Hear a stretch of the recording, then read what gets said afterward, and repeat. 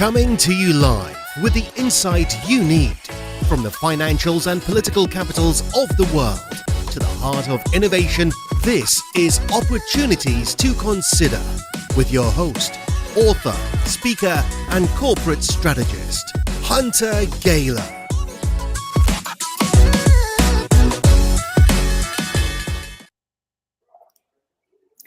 Welcome, everyone, to another edition of Markets Hunters. We are coming to you live with actually breaking news.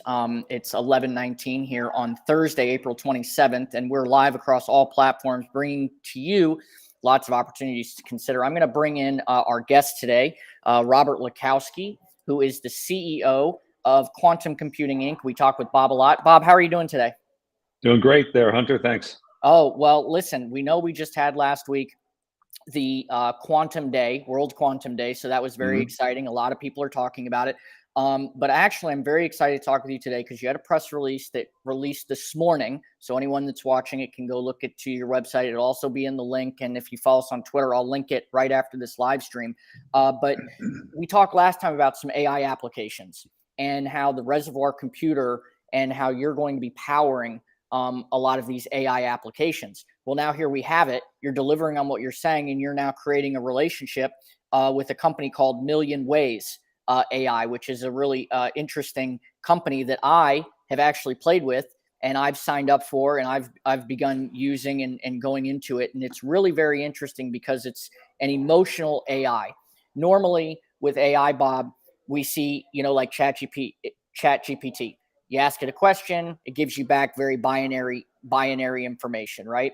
Whereas when we look at what emotional AI or this company Million Ways does, at least what I've been playing with it, it's analyzing your dictation. It's analyzing your speech patterns. It's analyzing the way that, say, you talk or the way you communicate versus the way I communicate.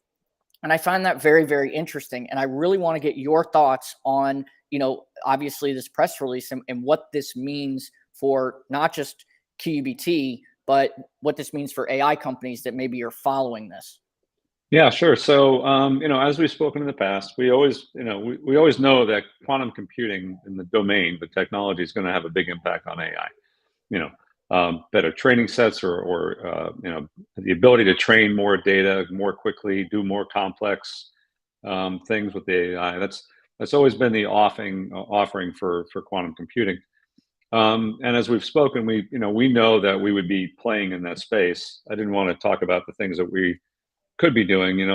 Our strategy is always talk about what we are doing, not what we could be doing.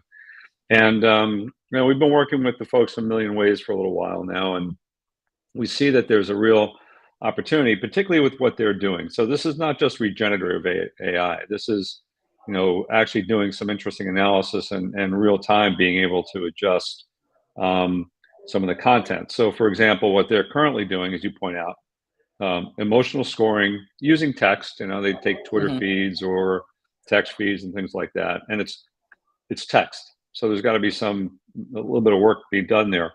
Right. What's different about what we're doing is we're going to be doing audio files, voice, right, and being able to basically make the same determinations, the characteristics for the emotional scoring that go into the text base. We'll be doing on voice base. And then that opens up an entire world of applications that are not currently being addressed. So that's what the real interesting is. Now, so there's two things here.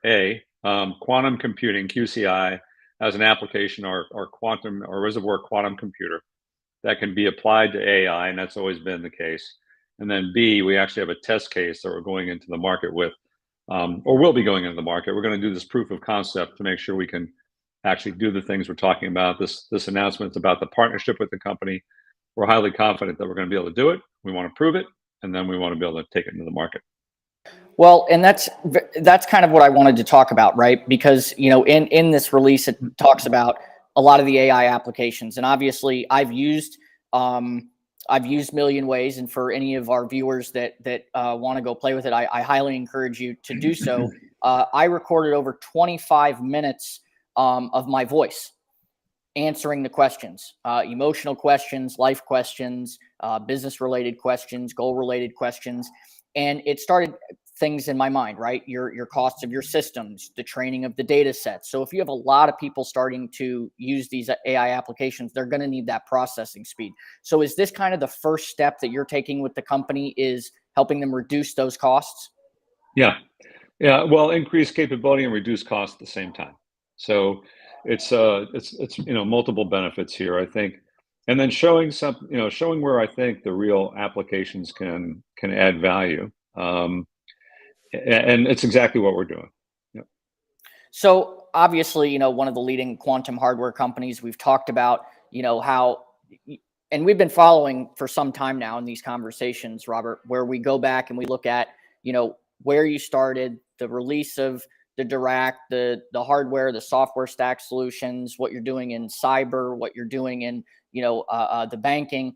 And we've always talked about this emergence of AI. And now to see you doing something with the company that I think is going to be a leader in the AI space, especially when we get into the use cases of this. Large companies that have always tried to use like predictive indexes and things like that to understand personality. A lot of HR departments are starting to, use these types of systems. It seems to me, and this is continuing to prove the point, the more AI applications, the more processing, or the more data, the more processing, the more need for, this type of computational equipment that you need, which is where, QCI comes in. Right. And so let's talk a little bit about the coming together. Did they seek you out or did you seek them out? They actually sought us out. I wasn't looking to test necessarily, or to, I try not to run the company on a headline, right? We can't be sensitive to the headlines, but obviously I don't want to be ignorant to them either, because we know we actually have a capability that could be meaningful, but we didn't want to just do another ChatGPT. That was going to be meaningless. What's meaningful is to take on a new capability. They came to us. They've been doing their research, looking at the various aspects of what quantum computing in general can do to the field. And when we started talking about it, we recognized that we have, there's for their use case, it's a great use case for what we do. And so we just had, more conversations around the application of their technology. And, quite candidly, we wanted to make sure that they were going to be differentiating enough to get involved with. And they've done some great work already. I mean, they've got some great clients. They're doing good work in the space. Their value proposition for AI is different. And that's what attracted us in particular. And that differentiation of their value proposition was right dead center to where we can add value. So it became a good match. No, I think that's really important, because I think a lot of people, as they look at the advancement of AI capabilities, and then that's a direct quote, you're enthusiastically looking forward to teaming up with QCI to demonstrate how their advanced AI capabilities will benefit from quantum information technologies. And Million Ways has a number of practical capabilities already in the marketplace, like their emotionally intelligent AI that helps companies build the right teams, have a strong culture with highly motivated employees.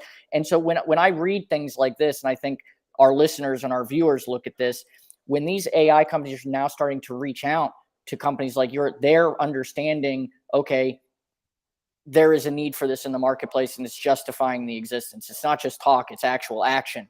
And I think that's very impressive, especially when you're creating real world solutions. We've always talked about this, right? ChatGPT is obviously has everyone talking, right? AI has everyone talking. But when we peel back the layers, Bob, and this is something I kind of want to get your thoughts on, there still has to be underlying computational like hardware to power this software, right? It's not like some holographic Star Wars thing. I mean, although it seems like slowly, step by step, we're getting there. But would you say that more and more AI companies are going to start taking the lead, like what Million Ways is doing, whether it's with your company or another company? I mean, obviously, you guys have the proven technology here, but where do you see the landscape just in the field of AI and quantum computing going? Yeah, so let's go back to an analogy we often use, or which is often used in the quantum industry.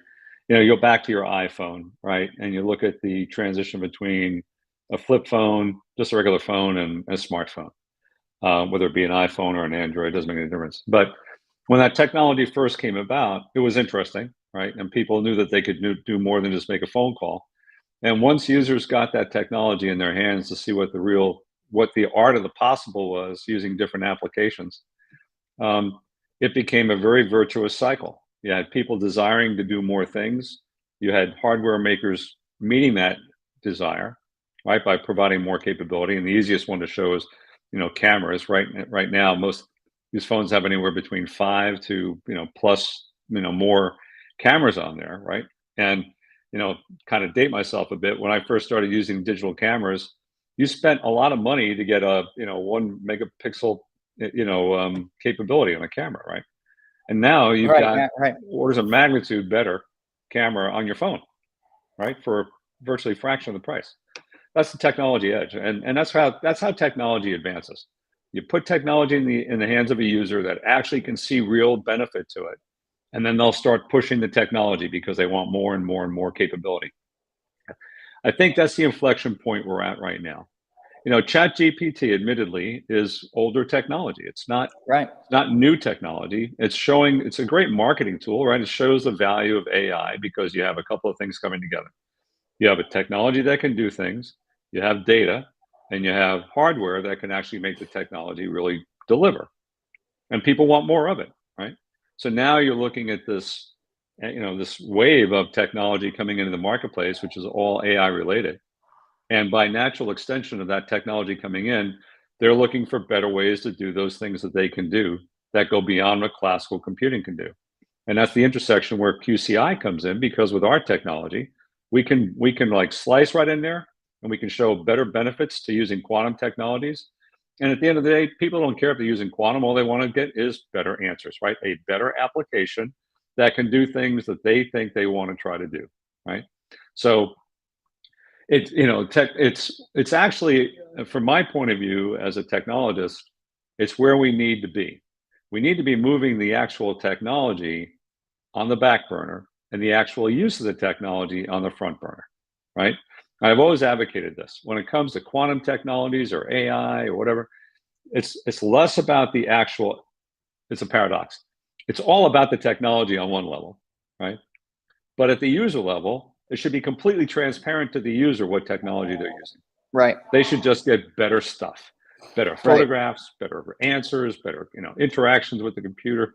All that should be in the characterization of they get exactly what they want. Oh, and by the way, it's being done on a quantum computer, or it's being done somewhere. All right. That's where when we transition through that, then we know the market's becoming more accepting of these technologies because they believe that they're going to actually provide some value. And I think we're at that, we're kind of, I wouldn't say we're at that inflection point, but we're certainly moving to that inflection point. Well, I mean, it's like Intel, right? Intel's always been like the chip inside. I mean, whether it's, a MacBook Pro or a big display or a Dell or any of these other things, it's kind of what's powering it. To me, as a consumer, I just look at, hey, can I get better connection speeds? Do I have better graphic cards? Do I have, so I definitely see how at some point it'll be very ubiquitous. I believe it will be. And to pick up on that point, pardon me for interrupting, but it's an exciting point. It's powered by QCI, right?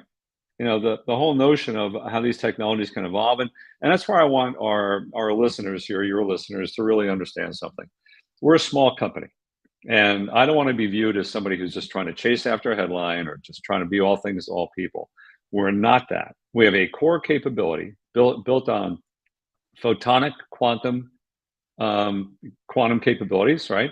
And a photonic quantum chip that we produce, which is powering everything that we're doing, whether it be our EQC or EQC1 and 2, or Dirac 1 and 2 rather, or a reservoir computer, or our LiDAR image, LiDAR capability, or cybersecurity. All these applications are fundamentally powered by the same technology. So we're extremely focused in what we're doing, and the applications themselves are being driven by the market. Now, that's why I wanted to go to market with Million AI, A Million Ways AI, because they know their market. We don't have to be the experts in emotional intelligence, and we'll let them do what they do. We'll just help them power to get to a better answer. That's how QCI is going to expand into the marketplace. Well, it's definitely very exciting, and we're going to be following this. I'm excited to play around with the application, and now knowing that it's going to be powered, so I'll get my answers faster and get the results quicker. That'll always be good. Because one of the things that I think everyone experiences, and this is just kind of a comical point, is we call it the spinny wheel of death, right? It's just right. When the application just stops, and it's like, and then you wait and you wait. But as the new quantum technologies come out and allow for faster processing speeds, really just it takes a quantum leap, pun intended. But literally, these applications being able to run at a much more efficient way is going to be great for the overall user experience. So I'm looking forward to that. Yeah, it will be. But I think, in addition to the actual computing capability, the actual, like I said, go back to the applications piece. What I think the value here to the user is going to be in areas that we kind of think about, but we don't really think are going to be really possible. For example, right now, you and I are talking, right? Right. We're having a human interaction. I'm giving you information. You're coming back with questions. Imagine you have that ability to do that with artificial intelligence, right? But you're trying to get that assessment from a healthcare provider, right? So a healthcare provider is trying to assess the individual. So at a human level, we're going to give off cues. We're going to give off certain things in our voice and our language and the way our syntax that can be analyzed and determine, is this person being truthful? Is this person under stress? Are there any characteristics of what they're saying that I need to know to give them a better evaluation or diagnosis on their health? Are there things that I can be picking up on? And that's where the data acquisition piece and then ultimately the analysis of that data is really going to become powerful. So imagine now, one of the applications that they've talked about is, the elderly population, right? So, not necessarily the most computer literate, but even in the next generation, when the elderly population goes from being computer literate to maybe not capable of being able to manage their computer or their interactions, right? They can talk, right? And one of the things about elderly populations, they either are isolated and maybe lonely, or they need somebody. They need information, but they're not going to be typing it into the computer. Well, Alexa or one of the other digital assistants that are out there today are shaping us to ask questions, and we get some decent answers out of that stuff.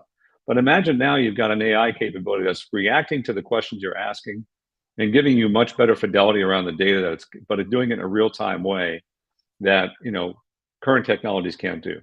It's going to change the way people interact with these technologies, and it's going to go through a whole different dynamic application of different types of users. So, like I said, medical, social, all sorts of capabilities that are not currently being addressed. And that's really where the interesting applications come into. Well, no, I think you said it perfectly, and I think it gives a lot of our listeners and investors and people that are listening on really where the future is going. And we like to take that 3 to 5 year look into where a company is at now and where it could be in the next 3 to 5 years. And when we start seeing these milestones and these markers being made, we can clearly see that there's a foundation being set here that's going to just really increase the overall effectiveness, the productivity, and now with the Million Ways, the emotional aspect of it, right? It's not just a binary, hello, Bob, how are you? But it creates a more realistic conversation that I think, as you said, with the elderlies, and we've looked into this actually, if you can just be aware of someone's emotions, because you don't know what they may be going through or something like that. Right. When these AI programs start coming in and you can start seeing these inflection points and these things, that'll be, an interesting step within, the world of technology. It will be. And I'll tell you one other hidden value here, and people, don't really focus on this from an attribute or a characteristic of quantum technologies, but the power consumption of quantum computers that can contribute, or at least, so the sustainability piece, right? And I don't want to just jump on that bandwagon as another thing, but the ability to do these more complex computations faster. Ordinarily, when you're adding GPUs, you're adding power requirements. And when we start talking about sustainability and the increase in power, what does it mean to data centers? What does it mean to GPU providers? there's an not maybe necessarily an exponential cost, but certainly a fairly big increase in power consumption and costs associated with that because of computations.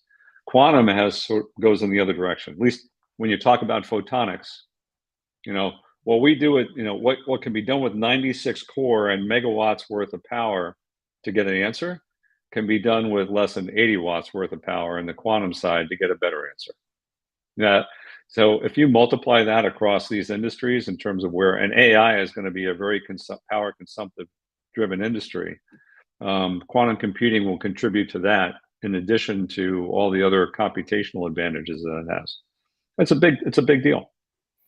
Well, the more and more we look into this, there's new advancements in technology happening every day. And that's why we're looking to see really where the future is taking shape, because we're experiencing it. So, and I'm actively playing with these applications too, because, I want to make sure I stay on top of it, because, I'm going to see the different industries that this starts taking over. I mean, yeah, I'm actually curious, and this is a totally off the side note here, but when you look at the gaming industry and you take something like a multiplayer online game like a Call of Duty or World of Warcraft or any of these massive multiplayer online games where you just don't have chat, you have audio, you have real time things going on all over the place. Talk about power consumption, right? I mean, you've got all these devices in your house plugged around, you've got millions of if not hundreds of millions of people on these things playing. It's going to be interesting to see how quantum takes a role in that aspect as well. No, it's true. And, the same conversation we're having today in a year from now is going to be, obviously, a lot of these things are going to have been addressed, right? Or at least starting to be addressed. So it is exciting to see it. And and the other benefit, and I know I don't want to belabor this point, but, these advances are coming so fast and the marketplace is demanding such return on their expectations for things that I think, it'll be a different conversation a year from now in terms of what the expectations are, or what's been delivered for those expectations. And I think it'll be very positive. I really do. Well, I think that's exciting. So, Bob, thank you so much again for joining us on the Markets Hunter Show. And we're going to make sure we keep these conversations going on a monthly basis. Several times a month, we'll be talking these quantum minutes where we jump on social and we keep these conversations going, because there's a lot of news coming out. And, it's easier to keep the conversation fluid than it is to do constantly catch up, right? What did you do a year ago, right? Well, a year ago in a totally different place. But if we're following the journey, people can go back and they can watch and it'll be really good. So, Bob, thank you so much for joining me today. Thanks, Hunter. Appreciate it. Thank you. Once again, everyone, thank you so much for taking the time to tune into our Markets Hunter program. We're streaming live across all channels. These will be re-uploaded to Twitter. It'll be pinned on our Twitter account as well as our LinkedIn, YouTube, and we have some more announcements coming out next week, actually, with the start of the month of May, with some new kind of exciting developments within the Markets Hunter ecosystem of various companies. And but we really like the stuff that Bob's talking about. So make sure you like and subscribe to our channels. Make sure you follow on Twitter. Make sure you follow the companies on Twitter as well, and across their social medias, because we're going to be constantly tagging and retweeting. So if you don't see it on their channel, you'll see it on our channel. We cover all their press releases, and it's very exciting. So make sure you like, subscribe, and share. And thank you again for tuning in to another episode of Markets Hunters Live.